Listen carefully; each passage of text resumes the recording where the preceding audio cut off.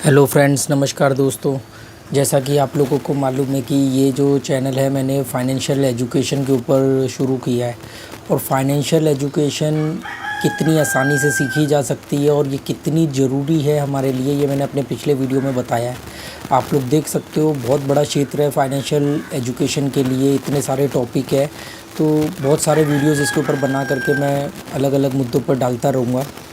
तो उन्हीं में से एक के ऊपर आज बात कर रहा हूँ कि आपको अपने पैसे किन जगहों पर इन्वेस्ट नहीं करने चाहिए, कहाँ पर आपको अपना पैसा नहीं डालना है। देखो, आप लोगों ने जो भी पढ़ाई लिखाई करी, उसके बाद आपने जॉब करी, आपकी जॉब कर रहे हो या आप बिज़नेस कर रहे हो, कुछ भी कर रहे हो, अल्टीमेटली आप एक पैसा कमा रहे हो। उस पैसे के बाद में आपके खर्चे होते हैं जो आपकी इनकम में से कम हो जाते हैं। वो आपके रहने, खाने, गाड़ी, ईएमआई, लोन, शॉपिंग वगैरह, वो सब के बाद में जो बचता है, जो इसको हम बचत कहते हैं, सेविंग्स कहते हैं, उसको आदमी कहीं ना कहीं इन्वेस्ट करता है कि भी ये पैसा एक तो जुड़ता रहे, और जुड़ने के बाद पैसे को रखोगे और पैसा ऐड करोगे, वो जुड़ता रहेगा, वो जुड़ेगा पैसा।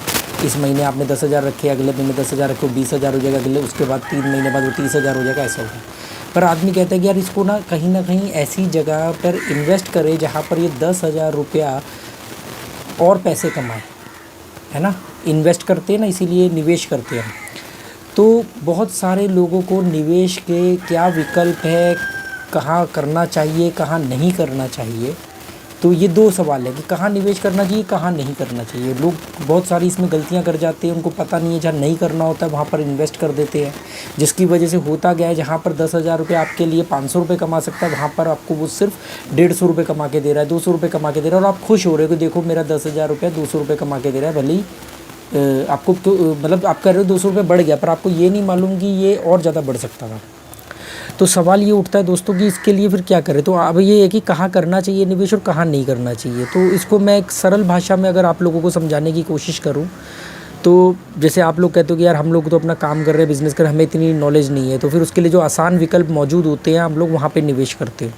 आज के वीडियो के माध्यम से मैं आपको सिर्फ इतना बताना चाहता हूँ, बहुत सरलता से एक बेसिक बात समझाने की कोशिश कर रहा हूँ। डिटेल में आने वाले वीडियोज़ में बताता रहूँगा, हर टॉपिक के ऊपर वीडियो बनाऊंगा, पॉइंट टू पॉइंट क्लियर करूंगा। पर अभी एक बेसिक चीज़ आप समझ लो अभी से, ये वीडियो देखने के बाद, कि किन जगहों पर निवेश नहीं करना चाहिए। बहुत सारे विकल्प मौजूद है, ऐड चलती है, प्रमोशन होता है। देखो दोस्तों, एक होता है महंगाई दर।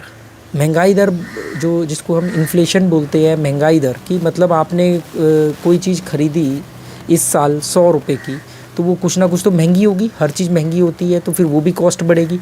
तो ऐसे ही आप आटा, दाल, चावल, राशन, पेट्रोल, बिजली का बिल, ये सब चीज़ें आप जो इस साल आप दे रहे हो, एक साल के बाद नए बजट आने के बाद उन पे कई टैक्स में इंक्रीज़ होता है, या उनकी कीमतें बढ़ती हैं, या उनकी डिमांड और सप्लाई की चेन टूटने की वजह से कीमत बढ़ती है। कई बार सप्लाई कम है, डिमांड ज़्यादा है। सब्जियों में होता है कि टमाटर की फसल कम, टमाटर कम होगा तो टमाटर महंगा हो जाएगा, प्याज कम हुआ तो प्याज महंगा हो जाएगा। होता है डिमांड एंड सप्लाई, बहुत सारे कारण होते हैं जिसकी वजह से चीज़ों की कीमतें बढ़ती हैं। ऑन एन एवरेज साल भर में वो कितने % बढ़ती है उसको बोला जाता है महंगाई दर। कि आपके टोटल एफएमसीजी प्रोडक्ट बोलते हैं, रोज़मर्रा में यूज़ होने वाली चीज़ें, तो इसको बोलते हैं महंगाई दर।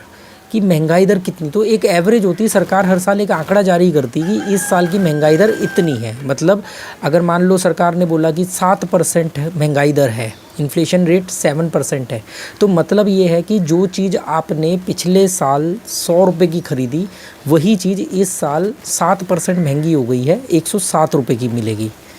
अगर मान लो यही दर अगर अगले साल भी रहती है, 7% ही रहती है, तो अगले साल 107 रुपये के ऊपर 7% बढ़ जाएगा। मतलब 10% महंगाई दर है अगर हम मान लेते हैं, तो पिछले साल जो आपने 100 रुपये की चीज़ खरीदी, या इस साल आपने जो 100 रुपये की चीज़ खरीदी अपने रहने खाने पीने की कोई भी चीज़ XYZ, वो अगले साल 110 की हो जाएगी। फिर अगर वो उसके अगले साल भी 10% रहती है महंगाई दर, तो 110 के ऊपर 10% महंगाई दर, मतलब वो 11 रुपये और महंगी हो जाएगी। इसको बोलते हैं महंगाई दर, इन्फ्लेशन रेट। ये हर साल कम ज़्यादा होता रहता है, मोटा मोटा ये एक आसपास ही घूमता है। तो जैसे मान लेते हैं हम 7, 7.5%, कभी कभी 8%, 8.5% होता है, तो हम कहते हैं बहुत महंगाई बढ़ गई।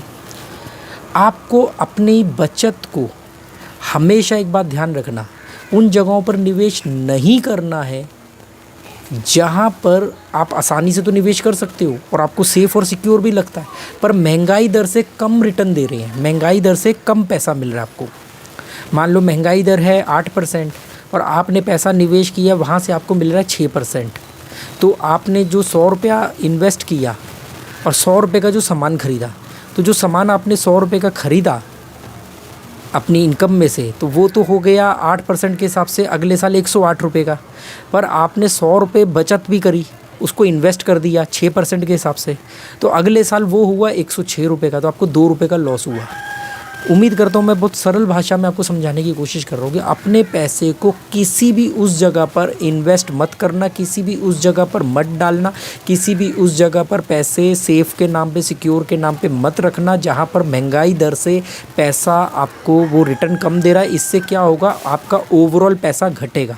दिखेगा तो सही कि बढ़ रहा है, कि एफडी पे बढ़ रहा है, पर ओवरऑल वो पैसा महंगाई दर के कंपैरिजन में आपका पैसा घट रहा होता है। ठीक है, आप महंगाई दर को बीट कैसे करोगे, कहाँ करना चाहिए, ये हम आने वाले वीडियोस में बात करेंगे। बहुत सारे क्षेत्र हैं पर कहाँ नहीं करना चाहिए। तो जैसे सेविंग बैंक अकाउंट है, उसमें आपको 4-5% का ब्याज मिलता है, 3 से 5%, मैक्सिमम 5% बता रहा हूँ, 5 भी नहीं होगा, 3-4% का रिटर्न मिलता है। एफडी है, इस समय एफडी 5-5.5% का रिटर्न दे रही है। पोस्ट ऑफिस की स्कीमें हैं, गवर्नमेंट बॉन्ड हैं, बहुत सारी ऐसी चीज़ें हैं।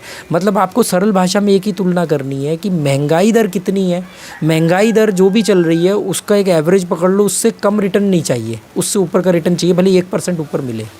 वहाँ पर आपका पैसा जो है वो बढ़ेगा और आप महंगाई दर को बीट कर पाओगे। तो उम्मीद करता हूँ दोस्तों कि आपको ये बात समझ में आएगी और आप इस बात को समझ पाओगे। तो okay, good bye, thank you.